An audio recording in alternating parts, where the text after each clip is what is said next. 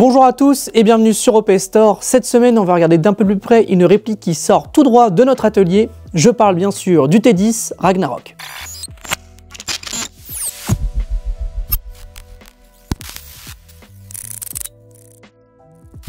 Comme vous pouvez voir, il s'agit d'un T10 AAC qui a été upgradé par notre atelier ainsi que accessoirisé. On va commencer cette vidéo par la partie externe.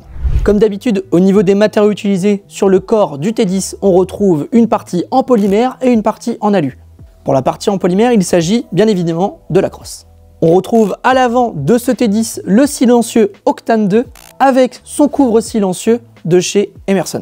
Bien sûr, pour pouvoir fixer ce silencieux, vous avez à l'avant la bague d'adaptation pour le silencieux de chez AAC en type B. Juste ici, on retrouve le set front rail avec deux rail déporté à 45 degrés ainsi qu'un long rail sur la partie haute qui va vous permettre de pouvoir accessoiriser encore plus votre réplique à l'aide de pointeurs laser ou, si vous le souhaitez, de petites caméras pour pouvoir enregistrer vos tirs.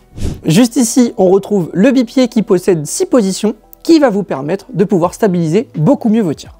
Sur la partie du milieu, on retrouve la longue lunette 312-40 AOE de chez Theta Optique. On retrouve les chargeurs AAC de 50 billes. Et pour régler votre hop-up, vous avez la petite tige de réglage juste ici. Vous avez sur le T10 un porte-chargeur qui va vous permettre de pouvoir stocker un chargeur en plus de façon discrète. Et c'en est fini du coup pour la partie externe. Maintenant, on va aller s'attaquer à la partie interne. En interne, on retrouve un upgrade AAC puisque la plupart des pièces utilisées proviennent de la marque AAC. On retrouve le piston renforcé, le guide ressort renforcé, il y a aussi le ressort M130 et cette réplique possède un canon de précision 601 en 500 mm. Et pour finir, la dernière pièce upgrade qui ne provient pas de chez AAC, il s'agit du joint Maple Leaf Decepticon en 70 degrés. Elle développe une puissance de 450 fps et le grammage recommandé par notre atelier est le 0,43 g. Et voilà, on en a fini avec les caractéristiques internes et externes de cette réplique. Maintenant, on va l'essayer sur notre stand de tir, la puissance qu'elle développe en sortie de boîte. Et on va aller faire un essai à 40 mètres, mais aussi un essai extérieur pour vous montrer les performances de cette réplique. C'est parti. On se retrouve sur le stand de tir, comme vous pouvez le voir, avec le Crony. Donc, c'est vrai que je suis pas habillé comme dans le studio, mais c'est complètement normal. En fait, on se retrouve du coup 2 jours après notre session au studio. Alors pourquoi? Puisqu'en fait, on a essayé de tourner tout simplement en extérieur, mais malheureusement, les conditions climatiques n'étaient pas là. On a eu de la pluie, on a eu énormément de vent. Donc forcément, on n'a pas pu bien vous exploiter à 100% cette réplique. Du coup, on trouvait ça dommage de balancer ça alors que les performances n'étaient pas là. Du coup, on se retrouve au niveau du Crony. On va faire le test en 0,20, vous montrer du coup la puissance qu'il développe. Ensuite, on va faire en 0,48 et après le 0,48, on va faire l'essai du coup à 40 mètres. C'est parti. On commence directement avec le Crony.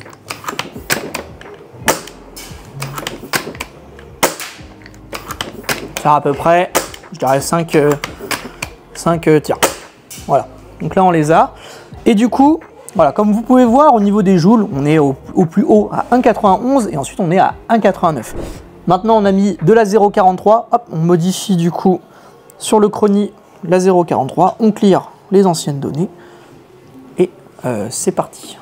Un peu haut là, voilà, impeccable.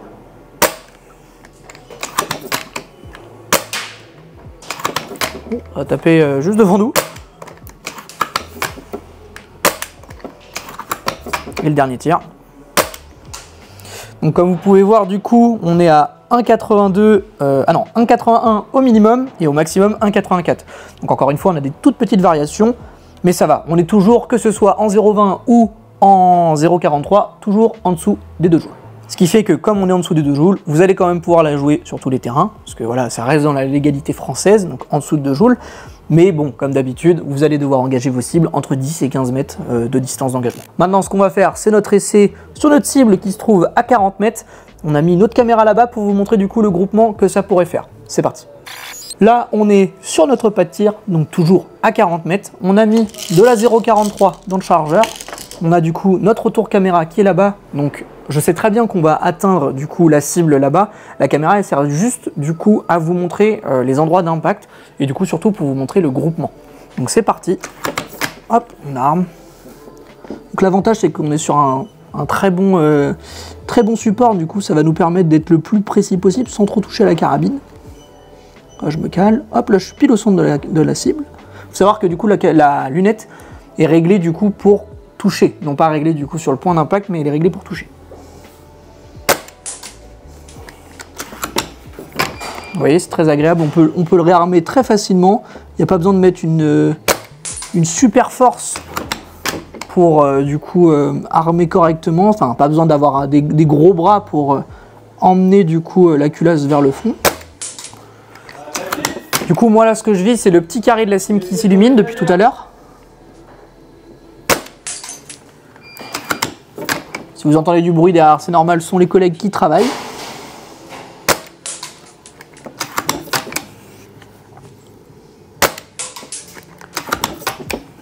Là, normalement, je touchais en plein centre. Encore une fois, en plein centre. En plein centre. Vous voyez, elle est vraiment, pour le coup, bien réglée, la lunette. Et là, si par exemple, je veux viser le haut de la tête, je ne sais pas si la caméra en haut est réglée pour, mais... Voilà, hop là, on règle le pied, on se pose. Voilà. Ça a éliminé les deux puisque c'est normal, il y a des vibrations dans la cible. Et vous voyez, hein, j'ai pas grand chose à dire. On peut même du coup le prendre sans le support hein, et se poser, prendre la cible et tirer. Vous voyez, hein, ça touche quand même. C'est pas parce que j'ai ce support là qui va faire que je sois beaucoup plus précis. Même si c'est vrai que ça aide beaucoup. Et encore une fois, hein, si vous voulez, on peut le retirer, prendre du coup le bipied, on va déployer tout le bipied directement. Hop, voilà, on a entendu, il s'est calé. Hop, on recharge, on se pose gentiment.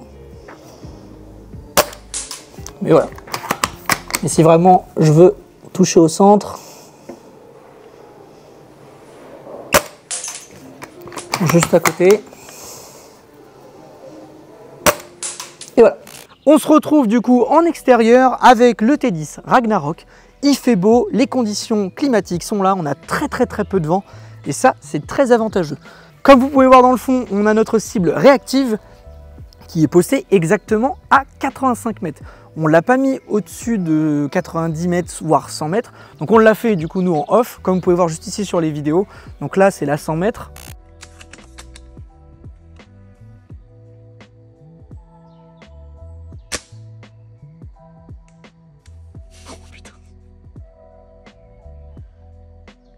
Pour avoir fait 10 essais de 10 tirs à chaque fois, on touchait en moyenne entre 4 à 5 tirs. Là maintenant on l'a posté à 85 mètres, je vais vous montrer ce que ça donne. Niveau du grammage, on est en BLS 0,43, c'est parti. Je vérifie juste que je n'ai pas... Non, c'est bon. On enlève la sécurité, on se positionne, on évite de viser l'appareil photo. Hop, on augmente un petit peu.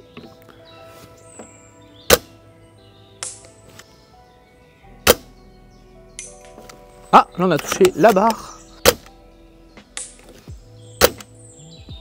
Ah, elle est partie à droite.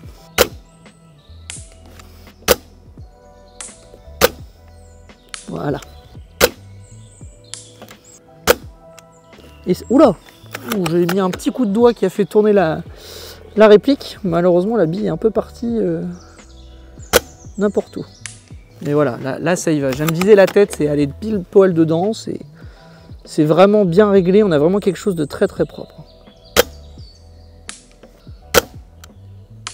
Voilà. Plastron, c'est très simple. Hein, ça y va. Encore une fois. Plastron, c'est simple à viser et à shooter. C'est pour ça que du coup, je vise plus ce qui est au-dessus de la tête. Parce que voilà, c'est vraiment du coup la partie la plus dure à avoir. Même si... En airsoft, voilà, comme on le sait tous, on évite de viser la tête.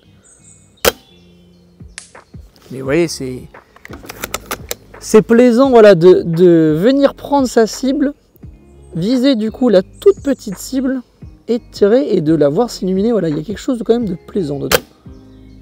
Oh mince, juste à droite. J'espère qu'on verra bien au retour caméra dans le fond. Mais normalement, oui. Oh, elle est passée entre les deux cibles. Et je rappelle, on est à 85 mètres. Hein. 85 mètres, vraiment, ça va être des cibles que vous allez engager où voilà, vous n'allez pas être sûr quand même de toucher. Là, on les touche. Et c'est vraiment quelque chose de très très intéressant.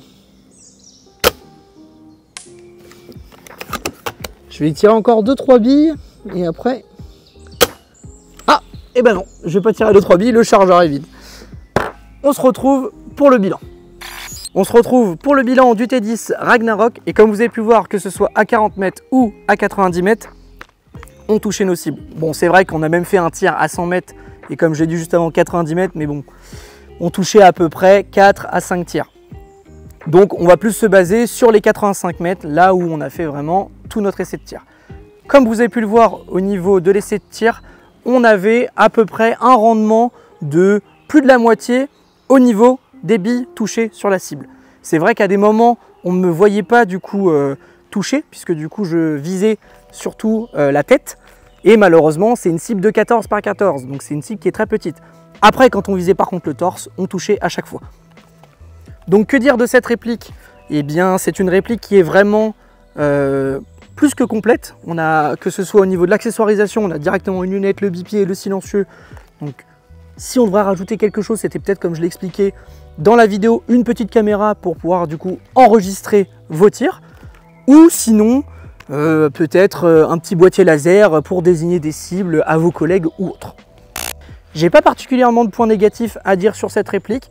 Non pas parce que c'est une réplique qui sort de notre atelier, mais que c'est assez difficile de donner des points négatifs sur ce genre de réplique là, puisqu'en vrai il n'y a pas grand chose à dire. Mais si je devais poser un petit point négatif, ce serait du coup au niveau du réglage au peuple, qui est une petite réglage languette. Et c'est vrai que c'est assez dur d'affiner du coup le petit réglage au peuple. Ce que je vous conseille de faire, c'est d'acheter la chambre TDC qui vous permettra de régler encore mieux votre réglage au peuple. Je vous remercie d'avoir regardé la vidéo. Tous les liens des produits sont dans la description, que ce soit la réplique ou les consommables que nous avons utilisés lors de notre essai. Je vous invite à vous abonner, partager la vidéo et laisser un petit commentaire si vous en avez. Je vous invite aussi à nous suivre sur nos différents réseaux sociaux, que ce soit Instagram, Facebook et TikTok. Et moi je vous dis à très vite sur opstore.fr.